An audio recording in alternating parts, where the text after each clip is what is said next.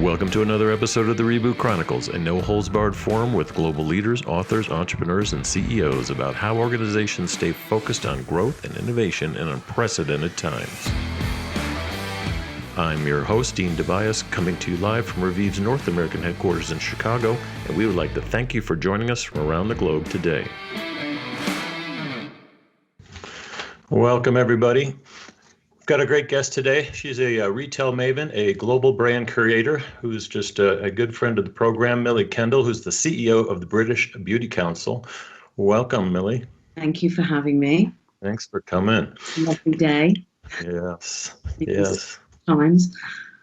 So you're in the UK. I am in Colorado, which is not a country, but it's beautiful out here too. Thought we'd start with some data as usual. Not a lot for those of you that are on the podcast, just one slide today. And essentially it talks about the Revive Health and Beauty Index. So one of the things we're seeing, if we want to switch to that slide there, is both in our data at Revive is consumer engagement is up with online apps over 200% to be conservative. And the interest in selfie skincare analysis with your own phone on your PC has gone up, as well as the interest of consumers to have recommendations given to them and the ability to actually get those into your shopping cart quickly and actually buy them. So all those indexes are up.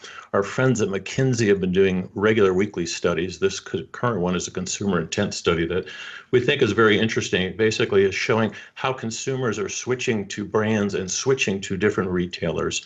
And interesting data here is many of them, over 20% are switching to store brands. Not sure if that's because of availability or not. And others are switching to all different types of websites. So consumers, we've never seen them more open to switching brands, switching retailers, switching to digital than ever before. And if you look at the intent to continue that behavior, it's around 50%, which is abnormally high, quite frankly. Normally, people would try something. They're trying things and they actually are liking them. So that data is interesting. It does correlate with what we're seeing in some of the Revive Beauty Index data as well.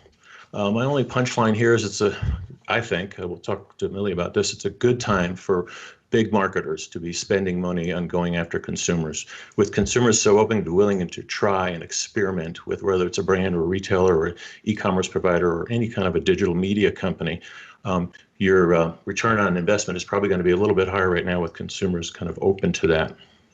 So that's interesting. And we're seeing that in selfie skincare diagnostics as well. Our platform is open where people can try new things. And the data is showing that this is a trend that we don't think is just going to end when a pandemic ends around the world. So with that, I'd like to kind of switch to a little bit about what's going on with the British Beauty Council. Millie has got some interesting data for us, and we're going to have a great discussion. But maybe just start out, Millie, talking about what is the British Beauty Council? It almost sounds like the BBC if I use the acronym, but totally different group. Maybe tell us a little bit about it to get started. Maybe not that different. We're British. So the British Beauty Council is very akin to the British Fashion Council. It's obviously quite unique. You don't have anything particularly similar in the US. And we are a non-profit. We're an organization that has been tasked with raising the reputation of the beauty industry in the UK. And I think primarily we kind of came together because there was an intrinsic issue with the beauty industry and its reputation here in the UK, both in terms of our messaging, our services, the reputation of the industry in general. And the first thing that we did was define the industry. So in 2018, we defined the British beauty industry so that we knew exactly what it encompassed, because that had never been done before. And then last year, we valued the beauty industry. And I heard those numbers were massive. Yeah, very high. I mean, I was actually there was 6 months of like holding my breath because it could have been quite low. I had no idea what it would reveal. And it turned out that the contribution to Britain's GDP from the beauty industry across all channels is £28.4 billion, So that's the total value of the entire ecosystem. And then what is the actual spend on beauty? 27.2 billion in 2018, which is, again, pretty high. So that's the value. And then in your data, I saw something about 3 billion in terms of spend. What was that number? It was close to 3. That's actual makeup, cosmetics alone. Oh, okay. Just makeup, because wow, that's a lot of makeup. Yeah, that's a lot of makeup. So generally it's split between personal care, personal enhancement, which is what we call it, and then services. And they're fairly equal. I mean, I would say, roughly 8 billion in total each. Right. So here in Chicago, we have a group that called 1871, one of the largest incubators in the world, and we kind of measure jobs created as well as investment. Of course, what kind of jobs numbers does your industry drive? It's to 600,000 jobs in the UK. I think it's 1 in every 60 jobs in the UK is in the beauty industry. So obviously, we've been lobbying government for the past 4 months to ensure our industry is supported throughout this time. Right. A large majority of those are, a large proportion of those are freelancers, self-employed. So it's tricky times for our industry. But our contributions, our tax contributions, pay for the equivalent of the salaries of 250,000 nurses. And I think before COVID-19, there were 280,000 nurses in the UK. So we're a pretty viable industry, Right. We're sort of, I think it's the first time that the government have taken us seriously. And Yes. it was, we are designed to sort of bring everyone together. So we do include people like the manufacturers and the media and the hairdressers and the nail techs and, product developers. So we've pulled it all together. And I think that's what's made it different. And what can other countries, regions around the world listening and learn from? Many of them don't have beauty councils. There's similar kind of groups, that industry associations and stuff. But what have you learned in the last couple of years? You're essentially, we're a startup, and anything you can apply elsewhere. I think it's very important. So when we set ourselves up, there are plenty of industry bodies. We're not sort of, we didn't go to sort of like sit alongside them or butt up against them. But one of the things that I was very keen to do was to have a consumer-facing industry organization. And I think that if you look at the success of brands over the past 4 years, maybe 5 years, it's those that read the temperature of the consumer that succeed. It's the glossiers. It's the brands that use the consumer to create the tempo of the brand equity and the new products that they launch. And I think that as an organization, I think what we've done is we've made ourselves very consumer facing, very open, very transparent, but very much appealing to the consumer that doesn't know enough about our industry. So we are a place that you can come if you work within our industry, but we've made ourselves a place to come, or a platform or a group of people where the consumer can come and get more information about what it is we do. And the beauty and cosmetics brands are also members? Yes. Yeah, and are they both indie independents as well as the large ones? Oh yeah, absolutely. I mean, my entire career has been about working with independent brands. I launched some of the sort of the brands in the 90s that became part of the Estee Lauder or the L'Oreal group. So I'm a big fan of those. So I have my private business where I do marketing and PR for those brands. So yes, they can. Membership is free, and we rely on patronage to sort of keep the non-profit churning. So that's nice. That's unique. Yeah. So let's just talk about the indie brands. Quite frankly, in any industry, there are always these startup brands. But we're focused on health and beauty, and right now, what can they do, kind of into this pandemic and then coming out of it? We've been talking on the show a little bit. There will be a life after it, so life will get back to normal. But what do you see are good opportunities for indie brands, who are kind of struggling to get out there, because your members are marketing globally. It's not just a UK footprint. Yeah, no, of course. I think that there's a number of things. So indie brands, I think, are in a really interesting position because they have a very large voice at the moment. They are known to the consumer, and the consumer is driven by purpose, efficacy. They want to hear from a founder, and so there's an immediate contact that an indie brand can have with a consumer that the big FMCGs struggle with. So I think it's important to know what you have, what arsenal you have, what your assets are.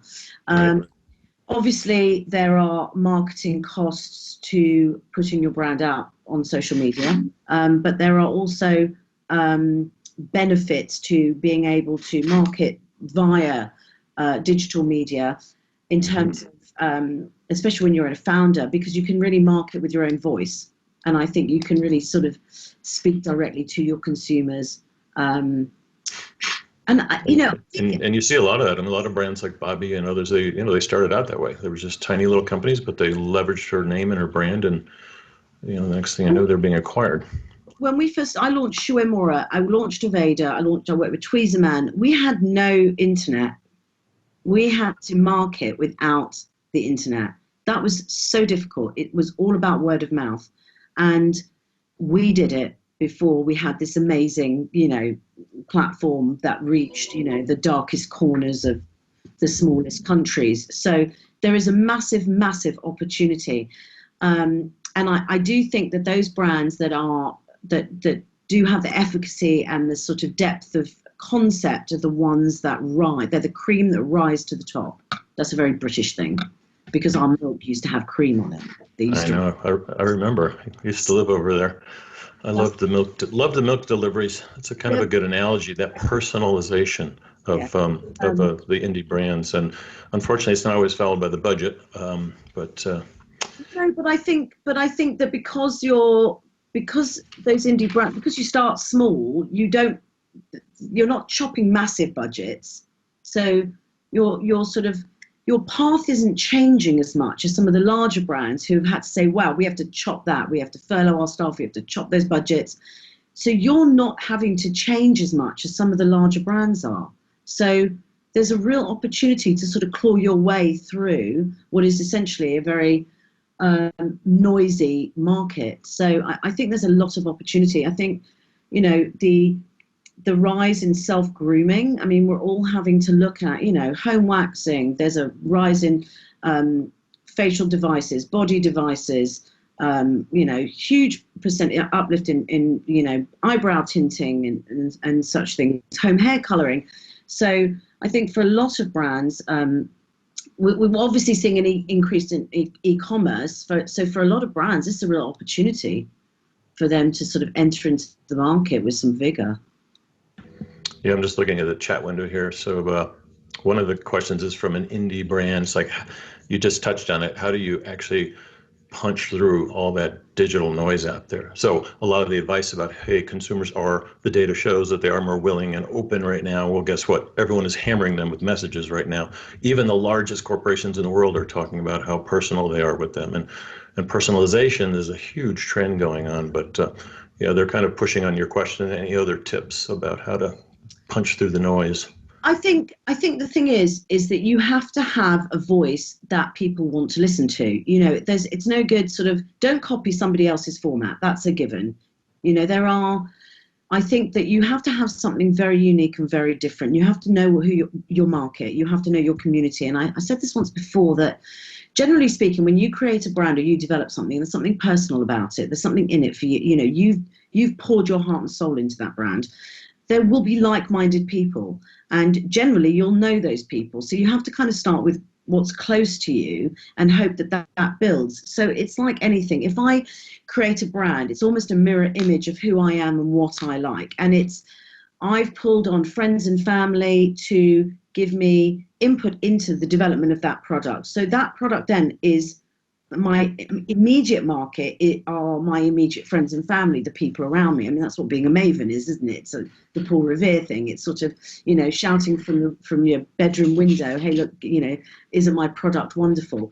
And I think that don't go too far away from home at that point. You want to really reach out to like-minded people, and then those people will do the sort of heavy lifting for you. They will then spread the word. It really is about word of mouth.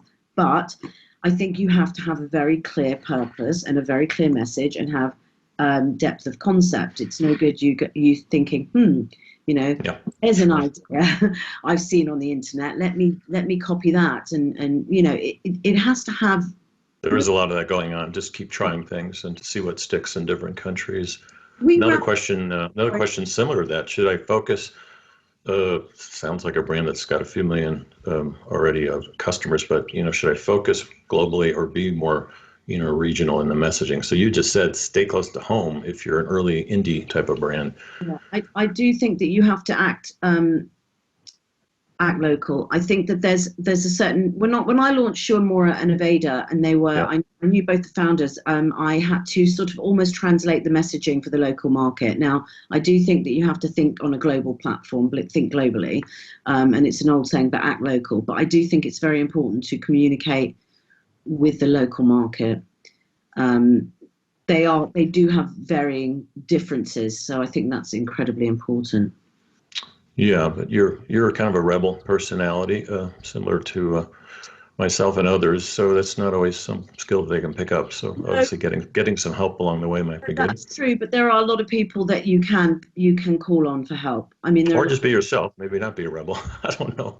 Yeah, I mean, I think that there's something to be said about that. We ran a competition last year called the Next British Beauty Brand. We had 180 applicants overnight, literally overnight, and Sounds like a TV show. yeah, it was great. I mean, we are going to sort of video it this year.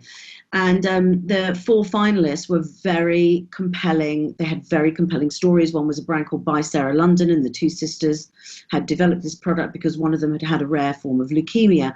And there was, and the products were created so that her sister could massage her, into health, back to health. And the story was real, and it compelled me. I still buy it today. And I would spend my money on that brand because the story, I didn't have a direct connection, but I had a connection with them. They were real, their story was beautiful, and I really felt connected to them in a way. And I think that that's really important. And they're not loud voices, but they have a great story to tell. Right.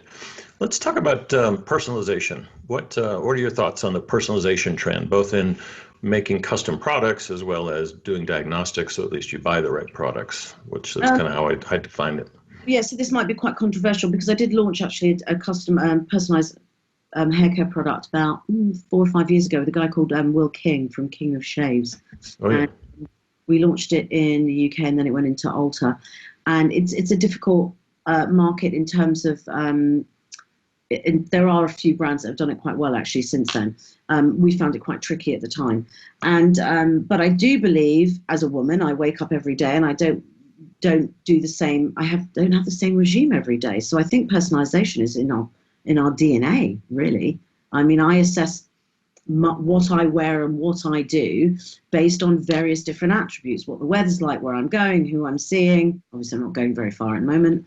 And, I don't wear the same clothes every day. And so I don't think you should have the same skincare routine or wear the same makeup every day. So I think personalization is part of who we are. And so I think it is very important. I mean, it would be great if I woke up and something told me, hey, look, the weather's like this, you should actually use that skincare product. I mean, that to me is, that would make my life a lot easier. But I think we self-diagnose anyway. We do that with medicines. We do that with our health, and I do think we do that to some degree with our beauty. So I think if you bring it back to your own, it's not just about personalization brands as such, because I wonder whether that's just a marketing buzz at the moment. I think generally speaking, we all personalize on a daily basis. Yes, making custom products is a very different business model. Yeah, with tools like Ruby, being able to take a selfie that actually figures out where you are, what the humidity index is, and you can even put in some of your own preferences. At least sometimes it seems like it helps you purchase products, but we've never really looked into, well, yes, but also just using them every day when you wake up. What's getting another opinion from someone beside your spouse might be useful. Yeah. That's interesting. I've got a client, and a very good friend of mine. She's a makeup artist in the States called Gillian Dempsey, and she's just launched an app called Fife, she's a very well-known makeup artist, and her app is all about personalization. And you take a selfie, you send it to her, and she makes you over, and then sends you pretty much a shopping list. And she's just launched it literally within the past 2 weeks, I think.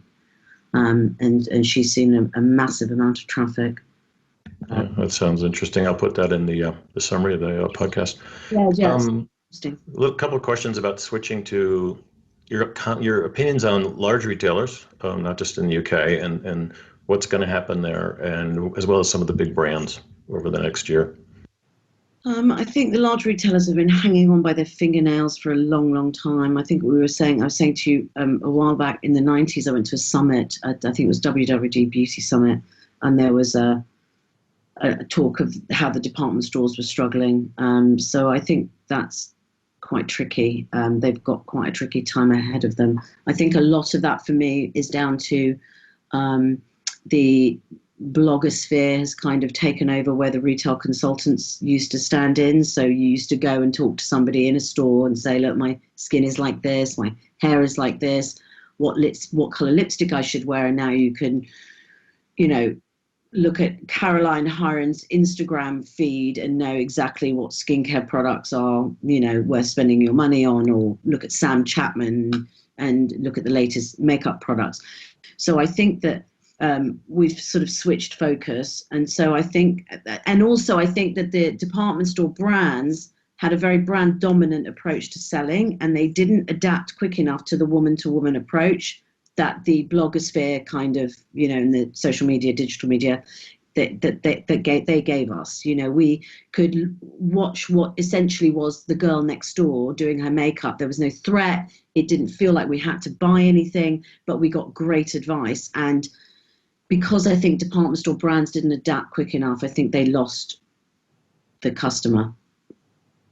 Right, and there's still kind of 90s, early 2000s thinking about digital as about your website versus all the influencer sites, thousands of them that are tiny, up to a Pinterest and a TikTok and all these other influencer sites that are not really telling people what to buy, but it is playing more and more into the shopping cart funnel.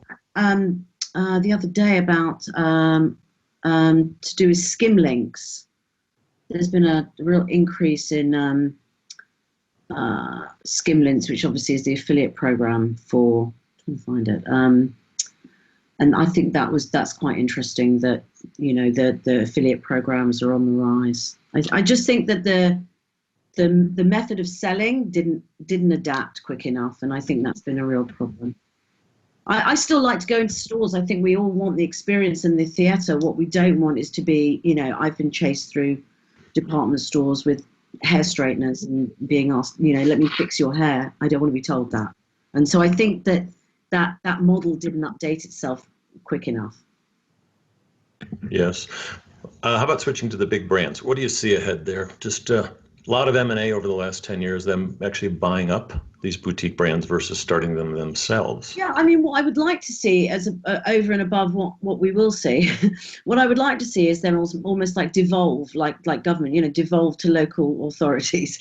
I'd like to see them have smaller marketing teams that represent the brands better, because I think what's happened is, and this is just from a brand perspective, maybe not from a consumer's perspective, because maybe the consumer doesn't know Bobby's owned by Estee Lauder or Joe Malone is, but I think from a brand perspective and founder perspective, we or they feel like they lost their voice. And I think then it muddies the waters a little bit. And if you want the consumer to make a choice and an educated choice, I think you need to devolve the voice back into the brand. And so I think a lot of these companies have sort of global marketing teams that work across brand. And I feel that, break that down, make that smaller, make it more cost effective, but allow those brands to have their own voice. And I think that's going to be very, very important, especially with the amount of noise on digital. They're going to have to. Somebody said to me the other day, and this is really important to understand, is that in 10 months, our business acumen online will be where it would have been in 10 years if it hadn't been for COVID-19. So we need to adapt very quickly, because there's a rapid change about to happen. And those indie brands will have more opportunity now to cut through. Before it was who could get on the shelf in Selfridges. Exactly. Yeah, we mentioned that in the Review Beauty Index a few weeks back, that even a lot of the laggard baby boomers who were not using a lot of online have migrated there now, and they may stay there. They may not run to a local shop to buy a health and beauty product. They might just pick them up online, and it might be relationships they developed during this time. Yeah, absolutely. I totally agree with that. I mean, I do think that there's a lot of experimentation going on, and I think that I've discovered home brands that I wouldn't have, electronic brands that I wouldn't have thought to purchase before. But I do think that that's incredibly important. I think it's almost like you said, we're going back to normal. I don't think we'll ever really go back to normal. I think things will have changed, and quite dramatically. I don't think it's sort of doom and gloom for the beauty industry, because I think we're pretty nimble, and I think we've been set up to change. I think something like a very, very small percentage of our sales in the UK are purchased online. We're still very much a country of shoppers. We like to go into store, but I think there's been like a 60% increase across most of the online beauty platforms in the UK. So, we're on our way. If it's a good experience and the product arrives quickly and nicely and efficiently, why would I go back to, traveling? Right. What we've got a problem in the UK is we travel by, crammed trains and buses, and people aren't going to want to do that in the short term, I don't think. No, you are a unique country because the footprint is, so many local shops, and we're just not seeing that in many of the industrialized countries. That I don't know how far I have to drive really in the States to get something that unique. It's not around the corner as much as it used to be. But you sit in your own car, whereas, if I go into town, I've got to stand, I'm crammed in a tube carriage, and I'm not going to do that. I can't see returning to that in a way. So I think that there has to be a sort of slight shift in why I'm going into those stores. Exactly. We have to have more to deliver, more to offer. But yeah, I think online is very interesting, and I think it's great for indie brands, because at the outset it's low entry. It's low. There's not a huge cost to it. Exactly. Well, Millie, we want to thank you. Just any parting comments about how you think things are going to open up in the UK over the next few months? Well, I think when we go back to when lockdown's lifted, I'm going to go back and I'm going to have my hair done and my nails, and so I think we're going to see a massive boom in services in the short term, and I think things will have changed in a way for good. I really do believe that, but I don't think that it's doom and gloom. And beauty products have been up there with food, home, pet, health. So we have retained fairly buoyant sales throughout this past month and a bit. Great, Yeah. Fantastic. Yeah. So I'd like to thank Millie Kendall, the CEO of the British Beauty Council, and check in with us next week. We are going to have an episode about how do you reopen the economy, country by country, area by area, specifically learning from what can we see in the early signs of what's going on in China. So tune in next week, and we'll see you there. Millie, thank you so much for joining us. Thank you for having me. Thank you. Stay safe, please. Yeah, you too. Cheers. Thank you.